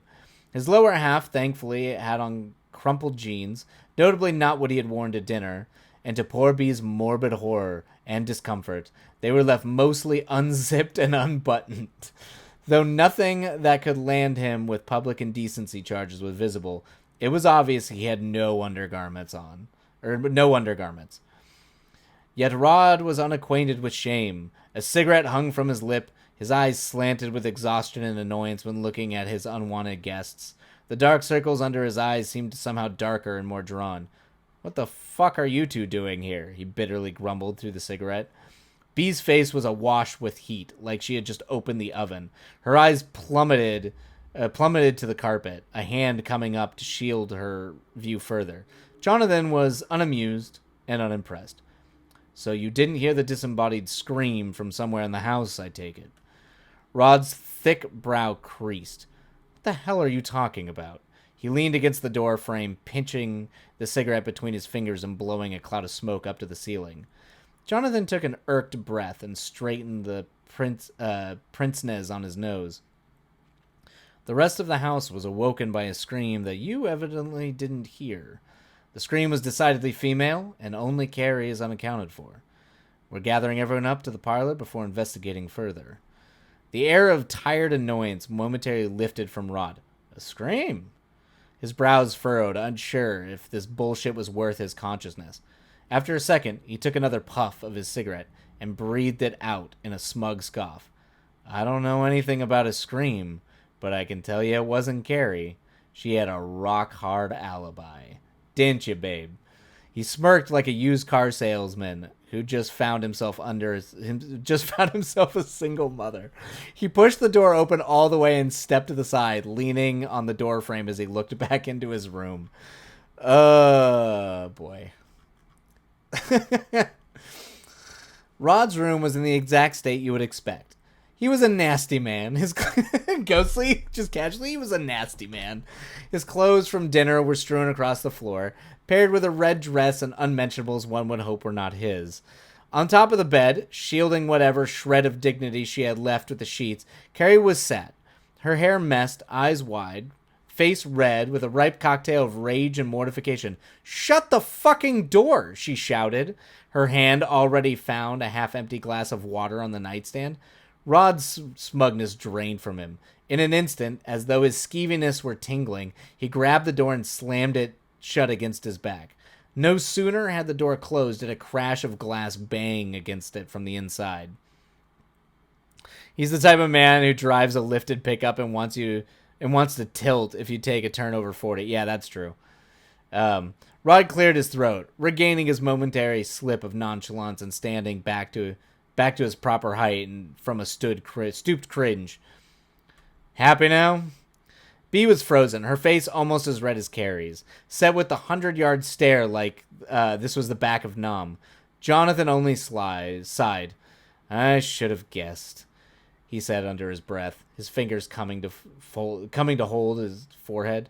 "No, I'm not happy, Rod, because that doesn't answer who screamed. Both of you get dressed. We are still reconvening in the parlor. Myself and Beatrice will wait for you two out there." Rod almost laughed, but he coughed halfway through it. "Cute, Johnny. But if you think you have authority here, least of all over me, your panties are going to find themselves in a twist."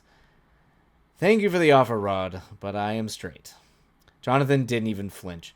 "As for your cooperation, I can only advise it, as your blunt insubordination will only make you all the guiltier in appearance if there has been a crime committed. But please, by all means, be my guest and go back to your extracurriculars with Carrie. Those are valuable skills in prison. I'm sure the boys will love you." Jonathan smiled at Jonathan smiled at that like the little freak he was. It was cold and calculated and knowing. I think Ghostly is really Ghostly may have a profound understand of the British psyche. That is true. The cigarette went straight in Rod's mouth as his jaw clenched around it. "You don't fucking scare me, Holt." his accent stuck more prominent with the rise of his blood pressure. As I shouldn't, Jonathan agreed with a nod. Soap and the dropping of it should be your biggest concern. Rod looked about to swing, his body tensed for it. His eyes locked onto John with a murderous intent. But something, maybe self-control, maybe a change of heart, maybe a moment of growth, made him reconsider. Heh, good one. No, it was his ability to call Jonathan's bluff that made him pause. His eyes never lost his fire, even as he reached for the door. This doesn't mean I respect you. It just means I'm not about to let you fuck me over and throw blame if on the off chance something did happen. Naturally, John said dryly. Done with the whole back and forth, the door slammed shut and Rod was gone. Then only left B and John in a hallway clamored with uncomfortable silence. He looked over to her. She was still shell-shocked from the whole ordeal, her eyes wide and on the carpet now. The coldness to John's face softened as he attempted to visually transmit compassion. He opened his mouth to double down on the comfort with words, but they never came.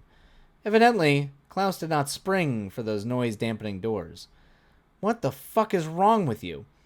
It was hellish hiss of Carrie that slid under the door first. Come on, get dressed. John is being a dick. But I think if we humor him, he'll fuck off. Rod expertly ignored her. Both B and John jumped as things clattered behind the door. Jesus, woman, Rod yelped. Cool your tits and put something on. I'm sure this isn't your first walk of shame, and it sure as hell won't be your last. Grow a pair and let's go.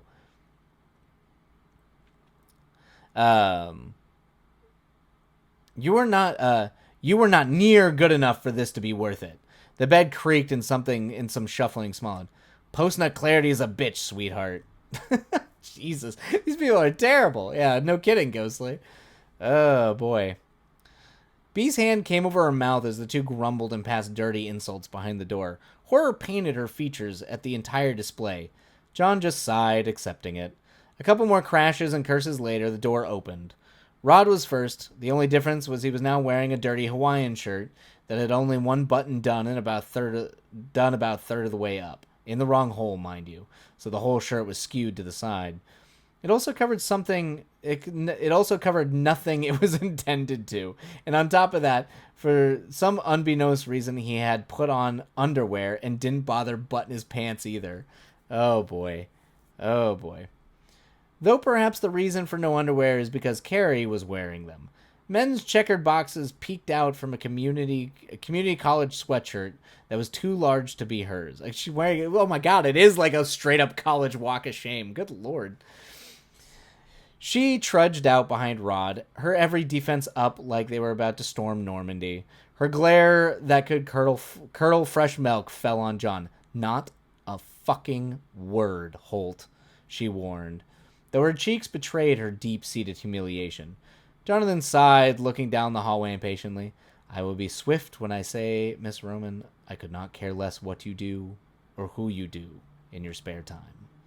Now, please, do set this record straight for me now so we can carry on accordingly. Did you scream? Carrie's brow furrowed. No? Why do you think I did? John tapped his foot, the ants crawling further up his pants every moment he wasted standing there. Everyone else in the house heard a scream. It was feminine. It was not Joanna or Beatrice, which leaves you. You were here with Rodney, initiating in recreational activities. Such activities can sometimes elicit strong verbal reactions. So I ask one final time, while in the throes of ecstasy, did you scream? His words were brisk, his thin layer of patience peeling up at the edges. Bee's jaw dropped as she looked the other direction.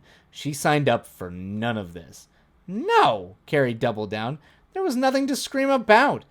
It was like a 6 out of 10 at best. She gestured like the very idea was crazy. Rod pinched the new... Oh, I just realized the music is gone. The music is gone. Hold on. One moment. Let's move on to Glass Onion. Okay. Where we at? Where we at? Where we at? Where we at? Where we at? Where we at? Do do do do do do. Okay.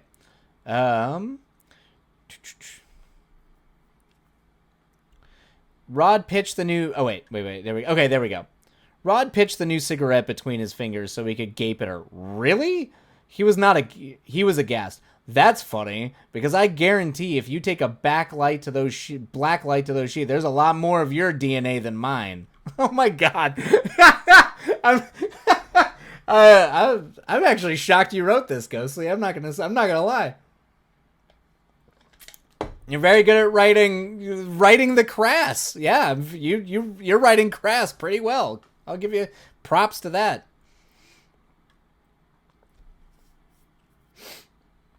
That's not even how that. God help me. That's not even how that. God help. John ran a hand down his face before turning to Bee and grabbing her hand, turning her with him away from the troubled couple. Come on, Beatrice. I think we've seen more than enough of that. Jonathan cast one half glance over his shoulder to Carrie and Rod, who were still glaring at each other, his voice growing grit. One more. Keep up. It's their fault. I was like, kids all growed up. All right. The walk back to the heart of the home wasn't nice. Don't get me wrong. Wasn't nice. Don't get me wrong. But it wasn't made worse by Rod and Carrie, as they had the decency not to talk to each other, or at all. They also kept a decent berth between themselves and John and Bee. They exited at the East Wing into the large central pulse of the house. It was a room that spanned both floors, the second floor with most of the bedrooms having a balcony overview of the quaint library below, the grand chandelier above that hung like an unlit ghost. Oh, you're doing a good job painting the Victorian. It's very, very good descriptions, Ghostly. I have no control, turtle parent, these assholes. The crew made their way down to one of the staircases, using the wall to anchor them through the dark. Bee clutched the rail tightly, her feet always feeling for the next step before committing to it. Over her shoulder, she caught the trail of a whisper. So quiet, she almost didn't register it for real. I'm sorry you had to see all that. I shouldn't have brought you with me. She could feel John's presence behind her, close enough to catch if need be. She took a moment before responding, trying to match his tone. It's okay. I'm fine. Just ready to go back to bed and go home. I know. She felt a hand take her free one and interlace their fingers, giving her a soft squeeze. She didn't comment on it, but she didn't let go either. She was only thankful it was too dark for him to see her face. Once they made it on the ground floor, Jonathan led the party past the sofas and into the three-wall library, which sat in the middle of it all. A wooden door carved into one of the bookshelves, the brightest light to be seen coming from the crack where it met the floor. John opened it, and the shadows in the little library were banished. The crew was flash-banged as they trudged inside the well-lit room, and before their eyes could adjust, the party was already starting. Took you long enough. It was the same pleasant room they had been forced into their first night on the grounds. Back when John was still with them, he had invited all of them into his private. He invited them all into his private study for drinks to talk about the weekend and what it would entail. After he left, they had ceased to use it again as a group. Imagine the study from Clue, and you'd be pretty damn close. Joanna was leaning against the Chase Lounge, while Henry was by the wet bar at the far end of the room, taking a deep drink of scotch. I love that there's always a man casually leaning against a bar drinking scotch in every noir, every whodunit. It's just like it's a thing. Like there's a part where it's like I want in a movie a camera to pan over to the bar and no one's there. And you will feel it. The audience will feel there to be a lack. It's just so prime. It's Max's dream. Exactly. His name used to be but you told me the names would get mixed up, so gotcha. Okay, yeah. Oh, John and Johan. Yeah, that's true. Yep. That's a note I used to get all the time too, Ghostly, was similar names getting mixed up. Because sometimes I would do that. Yeah, don't worry about it. Wait. Okay, there we go. I see you found Maximilian well. Jonathan noted with a nod as he stepped in fully, jutting his head to the slumped body of a red-headed man lying face down on the couch, one arm trailing off to the side, half of his limp face smushed against the pillow. He's alive, Henry said shakily before taking another drink, his eyes wearily watching the man. I collected that much, Jonathan said knowingly, taking himself back to the wet bar. Bea managed to fall into an armchair before her legs gave out from under her head swimming with the events of the evening and the countless questions. Joanna looked at the door as Carrie and Rod found their way inside, both coming to varying layers of shock at the state of Maximilian. Carrie's jaw dropped in horror, but was cut short before she could start. So it was Carrie who screamed? Joanna explained plainly. Mystery solved. She was living her enemies to lovers fantasy. Can I go back to bed now? She looked at Jonathan with her dull annoyance. Shut the hell up, Joanna. Carrie seethed, the fire continuing to build. I don't want to fucking hear it, and I did not scream. No, you just made plenty of other ungodly noises, I'm sure, Joanna spoke carelessly as she turned to the wall of books behind her. Carrie opened her mouth, ready to start a war, but was abruptly cut short again. Is no one going to say what's wrong with Max? Bea demanded, the horror in her subsiding to anger. Nothing more than a little over-the-counter drug use. Right, Henry? Jonathan asked as he took a drink of his newly poured beverage. Henry nearly spilled his drink as he looked to John. How do you know? He demanded, taking a step back. Jonathan tilted his head back as he thought. How did old Maxie put it? Nothing fixes insomnia like an overdose of NyQuil. Joanna shook a nearly empty bottle, the little bit of blue liquid that remained in it sloshing at the bottom. We had to carry him in here. I'm surprised it didn't kill him. The mysterious power of steadily increasing exposure to gain immunity, John shrugged. Be quiet, Holt. This isn't the Princess Bride, Rod grumbled as he made his way to the bar. Jonathan passed him with a half-empty glass hung lazily in his hand. No, for that to be true, Inigo Montoya would have to be unattractive. Rod's glare was as fierce as he could manage with no sleep. He mumbled something unsavory in Italian before turning his attention to the drinks. Once again, Ghostly. Sick burn. Sick burn. So we're just going to drink and ignore the fact that some unknown person was screaming in the house, Bea asked, shaking her head at the people who surrounded her. That was my plan, Henry said honestly, refilling his glass. I hadn't forgotten, Beatrice, John said as he leaned on the mantel. Ghostly. We need to regroup, and since that has been done, I think now is a shining time to go and investigate as a party. He sent his drink down on the side table. I don't see how we can all go as a party, not unless someone volunteers to wear Max as a backpack, Joanna grumbled. Jonathan cringed slightly as he considered it. I don't think that would end well. No, he decided. Did our dear host mention if there was a key to his room? The other members of the party exchanged an uncertain look. There's a skeleton key in the old cigarette box, Rob piped over the rim of his glasses. Jonathan closed the gap to the table beside the Chase lounge. The lid of the box clunked on the wooden surface. A row of cigars neatly lined the box, though notably several missing, along with a skeleton key placed unsuspiciously in the lineup. For once, your lack of decorum proves useful. What are you doing? Asked Joanna, an air of caution staining her indifference. He took the key in his hand and looked back to address the company.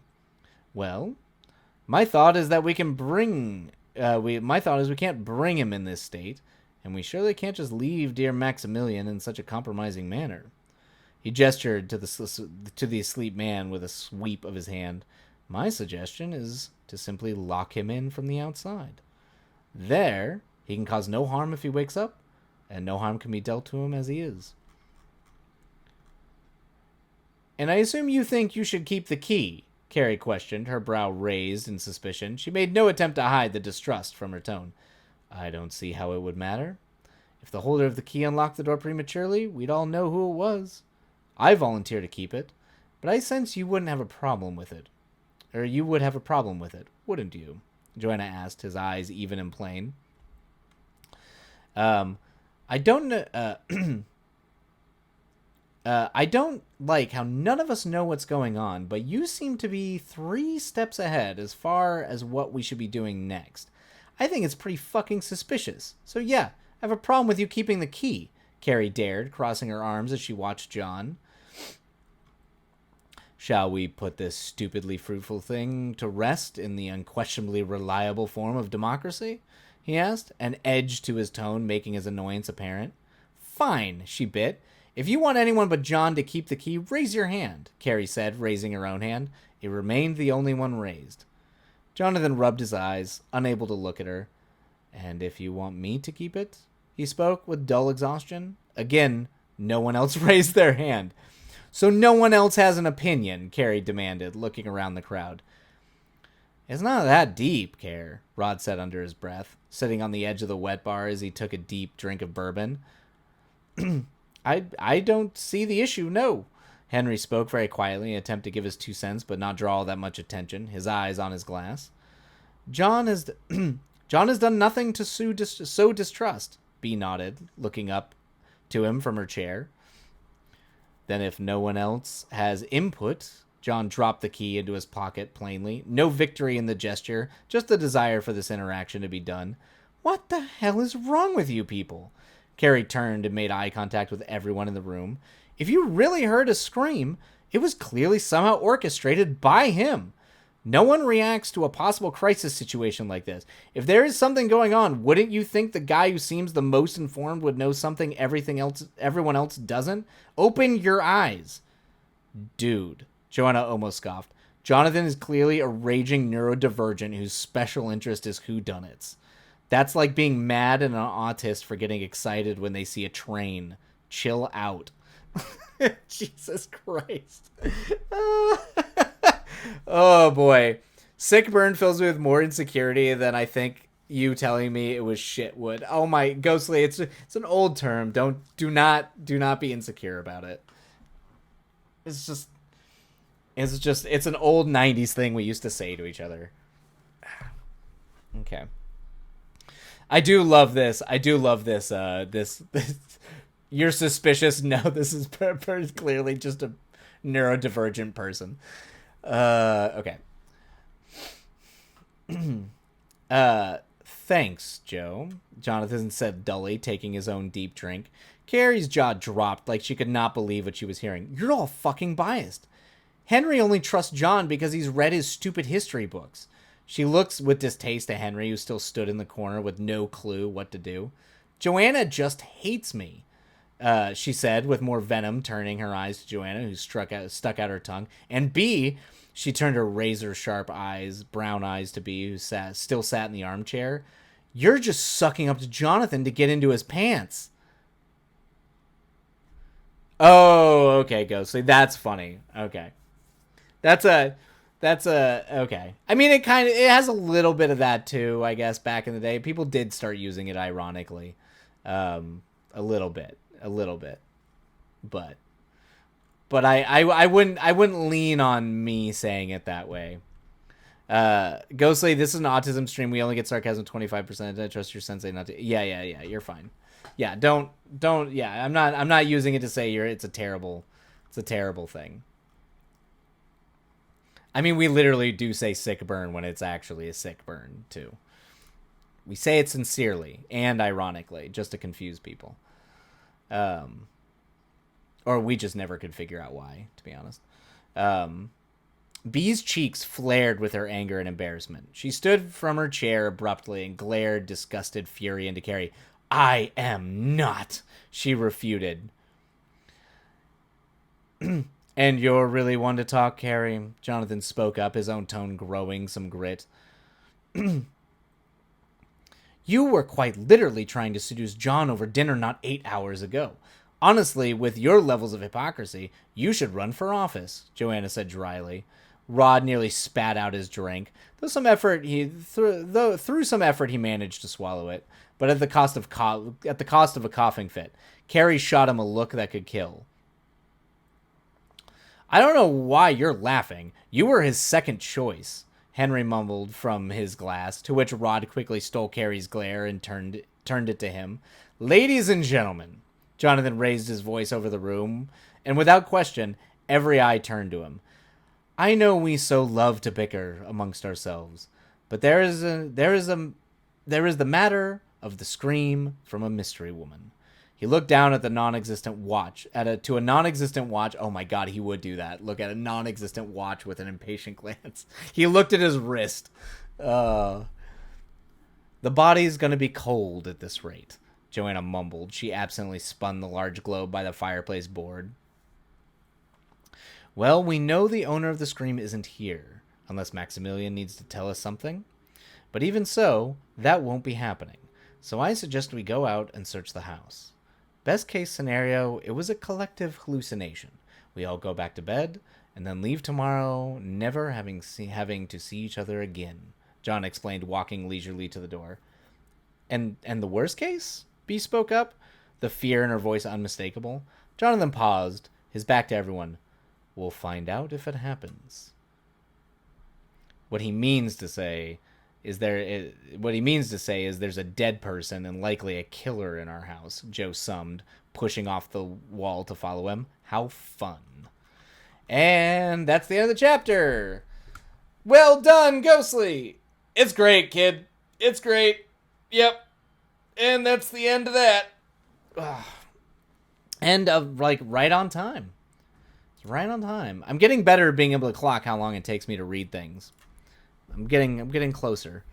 I have to work. Moon runes. As sadly as you have to work after all this shit. Good Lord. I mean, I guess yeah. You still have to work. All right. Well, try to get some rest, Moon runes. And yes, I hope your doctors goes well. Wait, I have to work tomorrow. To make up for missing Wednesday for the doctors. So I'll see you all next time. Yes, Moon Runes, and get some rest, please. Please, and feel better. Continue to feel better. You're doing great, Sensei. Thank you, kid. Thank you. 1,000 out of 10. Yeah, it's I'm glad you're revisiting Ghostly, because I do think that this is where a lot of your strengths are as a writer. So I'm glad that you're looping back and revising it and rewriting it and trying to get it into a better spot. I really do hope you send this out to get published or self-publish as a novella, because it's very funny. It's got its own voice. I think it's cleaner. It was like the first thing we really read of yours. Obviously you're shining example of how far you've come as a writer. So, I mean, your command of language is great. Your command of your language and your voice is on point. I think at this point, I mean, as we continue going through it, it's really just going to be fine tuning some things and be trimming some things up here or there, maybe rephrasing a few things and some connections. But I think it's primarily just like strictly editorial tweaks at this point. I mean, we'll see where the rest of it goes and what you've changed as it goes on, but yeah, it's just a delightful read. It's a really fun read, and it reads really easy too. So it's really just showing how far you've come as a writer. And I said even back when we were reading some of your later stuff that I think it's like your writing is good enough to send to editors and be published. So it stands to true in this case as well. So, yeah, you're doing wonderful work. Exactly. Thank you. Every time I come back to this bastard, I can only look at it like a stupid baby. I mean, and that's fine. It's a delightful, stupid baby. And it's really, really, really well done. So it doesn't need to be anything. It is extremely stupid, but there can be things that are insightful and funny and literary of merit in the stupidity. We do not knock stupidity here. Sometimes stupidity, there's a reason why the fool is an important character in literature. There's a reason for that. So wonderful. This makes me feel much better. Thank you. This one really tests me. I try to remind myself. Yeah, exactly. Yeah, and some of the best social and cultural and political critique that's ever existed is Monty Python, and it's literally just stupid jokes. That's yeah. You're not just playing. You're playing with titans, but you're playing with some of the you're dancing with some of the greatest figures out there. I mean, Mark Twain was a famous. He was a satirist. He wrote very silly, oftentimes very stupid at the time would have been considered stupid things, but he was we now look at it as it's like a facet of literature, defining in fact of American literature. So if I was saying this, I would be it would be a facet exactly. Yeah, 100%. So I mean, you've done great, Ghostly. I loved it. I loved every second of it. So thank you for letting me read it. Thanks, and hopefully everybody had fun listening to Pretension's Most Foul. It is a delightful read. I always have a great time. I can't wait to read the rest of it. So thank you, Sensei. Good. I'm glad. I'm glad you enjoy it. Thank you and everyone else for your time. Of course.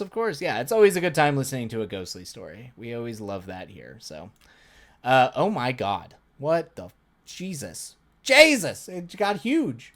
Okay. All right. Well, with that, it is almost 6:15. I got to duck out. So that is the end of stream for today, but hopefully it was a fun stream. Hopefully we had fun catching up. Hopefully you had fun listening to Ghostly's story. Definitely a good way to end the week and start the weekend is a fun Ghostly story and catching up with friends. So I promise I will start bringing work around. I have to. I've got, hey. Do not stress. Do not stress about such things. It is what it is. As for next week, plan on there will be a stream next week. I don't know what day yet. Yeah, it was great to see. Was good to see everyone. Yeah, it was fantastic to see everyone again. I'm once again being shipped back off to Chicago. Luckily, I don't have to go to Chicago till Saturday. So next week, I'm kind of dedicating to trying to catch up on my writing and get a bunch of stuff done. So there will be a stream next week. I don't know what day it's going to encrypt it again. Yeah, it's crazy. Yes, it's crazy. The sheer number, like, it's pretty much every 9 days I've gone to Chicago. Did they set a set on fire? They just keep apparently that's where all the big meetings and shows are happening is Chicago right now. I don't know why everyone decided to pick Chicago, but that is where they're sending me. It sounds like if the next one, it hasn't been confirmed yet, but the next one's supposed to be San Diego, so at least that's like closer to home. But Lord knows I might hit like if we keep going at this point, I'm gonna hit my gold. I'm gonna get get gold mileage airline point, whatever the fuck. I've been on a goddamn airplane so much. So anyway, just one breaker running around one breaker running around Chicago screaming. Yeah, no, it's for the same company. Each one's for the same company. So, but it's a different gig. It's a different gig. Same company doing a different show, I should say. But anyway, but yeah, we'll catch up again next week. We'll probably do writing next week when we stream. We'll do writing sprints, so it'll be writing. But as always, it's always a blast to see everyone. Sorry, streams have been so crazy recently, but I'm glad we had the old school crew here. So yeah, love you all. Yep, have a wonderful weekend. Yeah, have a great weekend, everybody. Go get the words, or just live your lives. Enjoy your weekend. It's been hard enough on everybody. Just go enjoy your weekend. We've all fucking earned it at this point. All right, love you all.